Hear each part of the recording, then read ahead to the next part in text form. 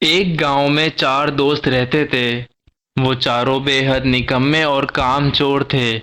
وہ ہر وقت یہی چاہتے تھے کہ ہمیں کوئی بھی کام نہ کرنا پڑے اور کھانے پینے اور رہنے کی ہر چیز میسر آتی رہے۔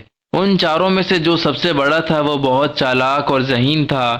اس نے انہیں لوگوں کو بیوقوف بنا کر پیسے بٹورنے کا ایک عجیب طریقہ بتایا۔ اس نے کہا کہ ہم کسی دوسرے گاؤں چلے جاتے ہیں، وہاں کے لوگ ہمارے لیے اجنبی ہوں گے اور ہم بھی ان کے لیے اجنبی ہوں گے۔ ہم گاؤں کے امیر لوگوں کے پاس جا کر جھوٹ موٹ کی کہانیاں سنائیں گے اور اپنی مظلومیت بیان کریں گے۔ یوں ہمیں کچھ نہ کچھ پیسے مل ہی جائیں گے۔ تینوں دوستوں نے اس طریقے سے اتفاق کیا۔ چنانچہ اگلے ہی دن چاروں دوستوں نے سفر شروع کر دیا۔ پھر وہ اپنے گاؤں سے دور دراز کے ایک گاؤں میں پہنچے۔ وہاں کے امیر لوگوں کے پاس جا کر عجیب و غریب جھوٹی کہانیاں سنایا کرتے اور بعض دفعہ اپنی مظلومیت بیان کرتے تو لوگ ان کو کچھ نہ کچھ دے ہی دیتے۔ جب یہ چاروں گاؤں کے امیر لوگوں کو اچھی طرح لوٹ لیتے ہیں اور جب گاؤں کے لوگ ان کی چالاکی اور مکاری کو سمجھنے لگتے ہیں تو یہ اس گاؤں سے بھاگ کر کسی دوسرے گاؤں میں پہنچ جاتے اور پھر وہاں کے لوگوں کو بھی بیوقوف بنانے لگتے۔ اسی طرح کرتے کرتے انہوں نے اچھا خاصا مال جمع کر لیا اور انہیں جھوٹ بولنے میں بھی مہارت حاصل ہو گئی۔ ایک دفعہ یہ چاروں یوں ہی سفر کرتے کرتے ایک دور دراز کے گاؤں میں پہنچے۔ وہاں ایک ہوٹل میں انہوں نے دیکھا کہ ایک کونے میں امیر کبیر تاجر بیٹھا ہوا ہے۔ اس کے آس پاس اس کا قیمتی سامان بھی پڑا ہوا ہے اور اس تاجر نے قیمتی لباس بھی پہنا ہوا ہے۔ تاجر کو دیکھ کر ان چاروں کے منہ میں پانی بھر آیا اور سب سوچنے لگے کہ کسی طرح اس تاجر کا سارا سامان ہمیں مل جائے۔ ان چاروں میں سے سب سے بڑے کے ذہن میں ایک ترکیب آئی۔ پھر اس نے یہ ترکیب تینوں کو بتائی تو تینوں نے ازواق میں سر ہلا دیے۔ چنانچہ یہ چاروں دوست تاجر کے پاس پہنچے۔ سلام دعا کے بعد ان میں سے ایک دوست نے تاجر سے کہا، اگر آپ رضامند ہو تو ہم آپ کے ساتھ ایک کھیل کھیلنا چاہتے ہیں۔ کھیل یہ ہے کہ ہم سب ایک دوسرے کو جھوٹی کہانیاں سنائیں گے اور شرط یہ ہوگی کہ ان جھوٹی کہانیوں کو سچ کہنا پڑے گا۔ اگر ان کہانیوں پر کسی نے جھوٹا ہونے کا الزام لگایا تو وہ ہار جائے گا اور اس ہارنے والے کا سارا سامان لے لیا جائے گا۔ تاجر نے کہا، واہ، یہ کھیل تو بہت ہی مزیدار ہوگا، میں اس کے لیے تیار ہوں۔ اگر میں ہار گیا تو یہ سارا مال تمہارا ہو جائے گا۔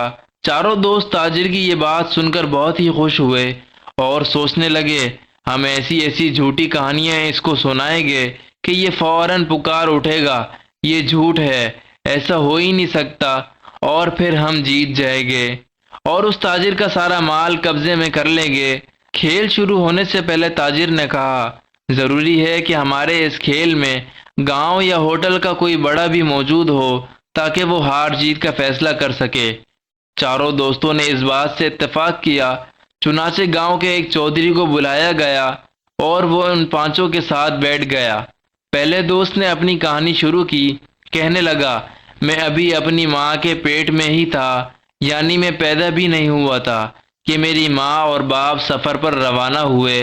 راستے میں آم کا ایک درخت نظر آیا۔ میری ماں نے وہاں رک کر میرے باپ سے کہا، مجھے آم کھانے ہیں، آپ درخت پر چڑھ کر آم توڑ کر لائے۔ میرے باپ نے کہا، یہ درخت کسی اور کا ہے اور آم بھی بہت اوپر لگے ہوئے ہیں، میں اس پر نہیں چڑھ پاؤں گا۔ لہٰذا میرے باپ نے انکار کر دیا۔ میں جو ابھی ایک چھوٹا سا بچہ ہی تھا، مجھے جوش آیا، میں چپکے سے ماں کے پیٹ سے نکلا اور درخت پر چڑھ کر آم توڑے اور لا کر ماں کے سامنے رکھ دیے اور پھر واپس پیٹ میں چلا گیا۔ میری ماں اپنے سامنے آم دیکھ کر بہت خوش ہوئی اور مزے لے لے کر کھانے لگی۔ پہلے دوست نے کہانی سنا کر تاجر کی طرف سوالیہ نظروں سے دیکھا۔ تاجر نے کہانی سنتے ہی کہا، ارے واہ، کیا ہی زبردست کہانی ہے، ماں کے کام آئے، یہ کہانی کیسے جھوٹی ہو سکتی ہے؟ نہیں، یہ تو بالکل سچی کہانی ہے۔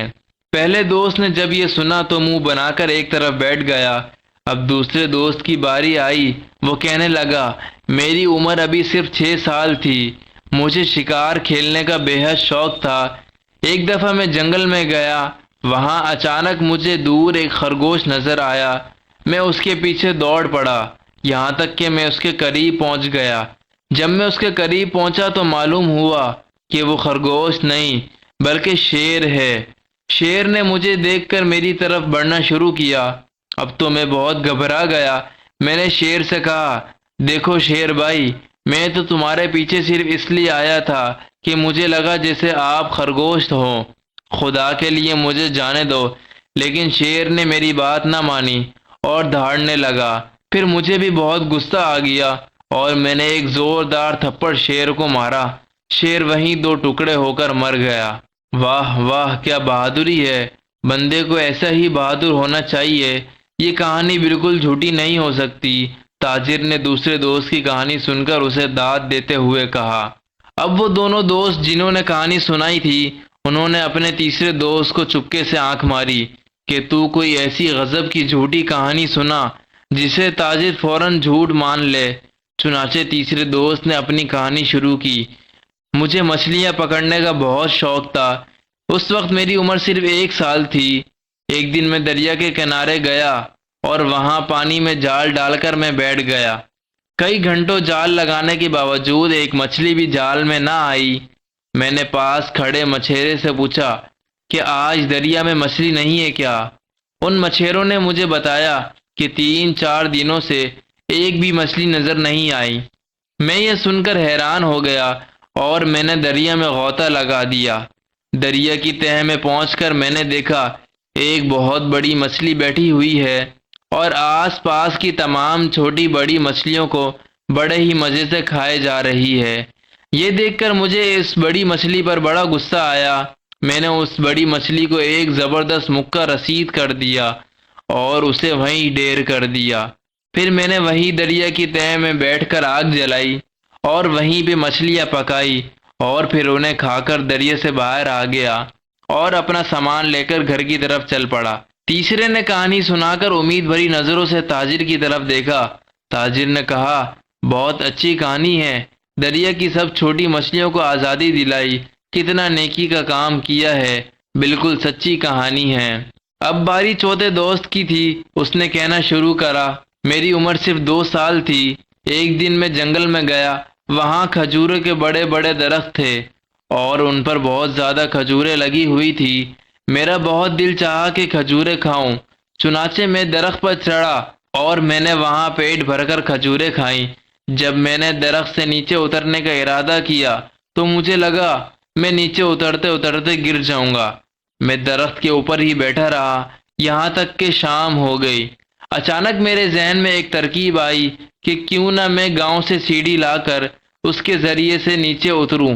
چنانچہ میں گاؤں گیا، وہاں سے سیڑھی اٹھا کر درخت کے ساتھ لگائی اور پھر اس کے ذریعے سے نیچے زمین پر اتر گیا۔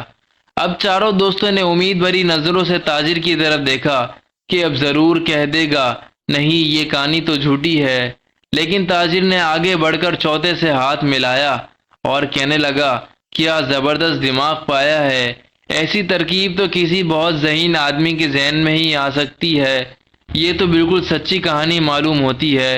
تاجر نے بات ختم کرتے ہوئے کہا کہ کہیں ہم ہار نہ جائے اور ہمارا سارا مال تاجر لے اڑے۔ کہانی سنانے کی باری اب تاجر کی تھی۔ تاجر نے اپنی کہانی اس طرح شروع کی، میں نے بہت سال پہلے ایک خوبصورت باغ لگایا تھا۔ اس باغ میں ایک سنہرے رنگ کا بہت ہی نایاب درخت تھا۔